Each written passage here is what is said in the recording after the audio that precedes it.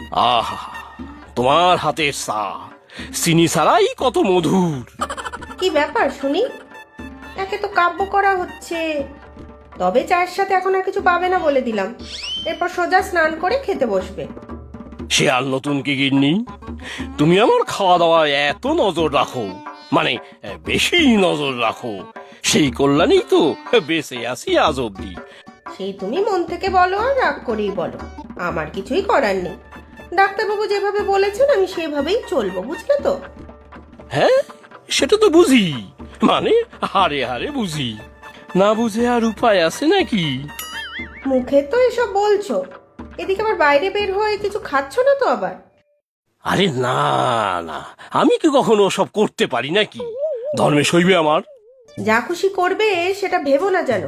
আমি ওই মিষ্টির দোকানের লোকটাকে ধমকে এসেছি। কার কথা বলছো? যতীন?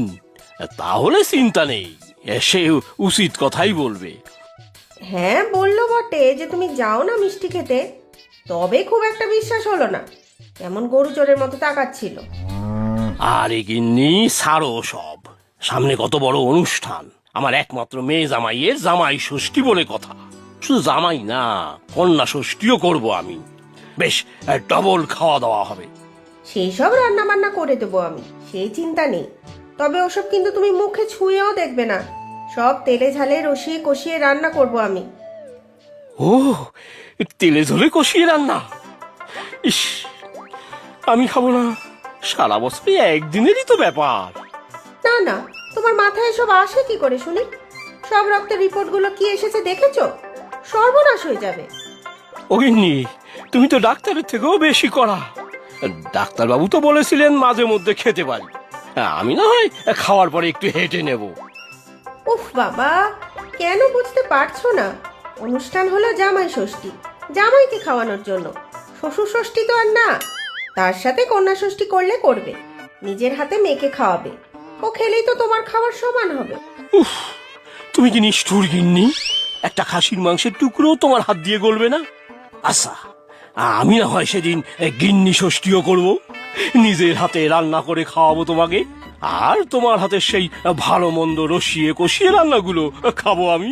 হ্যাঁ, সে ঠিক আছে। আমার হাতের রান্নাই খাওয়াবো তোমাকে ভালো করে। পেঁপে সিদ্ধ, উচ্ছে ভাজা, লাউ বড়িও করে দেবো না হয়। আর খাসির মাংস? উফ, আর পারি না।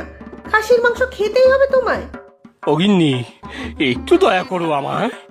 নিজের হাতে ধরে খাসি নিয়ে আসবো, আর একটু কপালে জুটবে না তা কি হয়? আচ্ছা ঠিক আছে, তোমার জন্য আলাদা করে একটু মেটে সিদ্ধ করে ঝোল করে দেবো, একটু ঝিঙে আর পটল দিয়ে। ব্যাস, আর কিছু বলবে না যেন। যা বাবা, যাও বা, এত বলে জুটলো, তাও আবার ঝিঙে পটল দিয়ে মেটের ঝোল।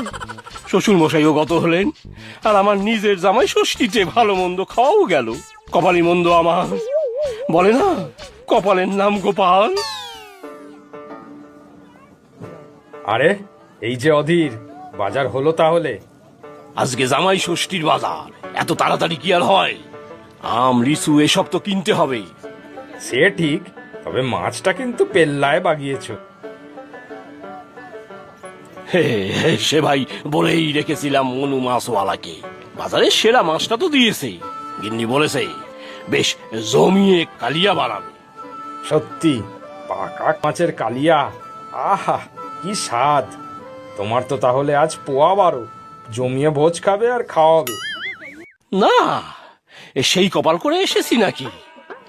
আমার জন্য বরাদ্দ সেই টেলটেলে ঝোল আর উচ্ছে ভাতে। কি কুক্ষণেই যে বাজিয়েছিলাম এইসব রোগ। ও, তাও তো বটে।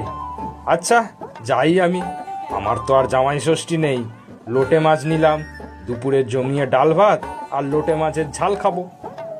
তোমার সওরা কপাল হে কাজল, তাও ভাগ্যে লাউ সাট্টি জুটছে। এই সরু পেটেও ভালো মন্দ ঢুকছে রোজ। আচ্ছা, চলি এখন, দেরি হলে আবার গিন্নি কুপিত হবেন।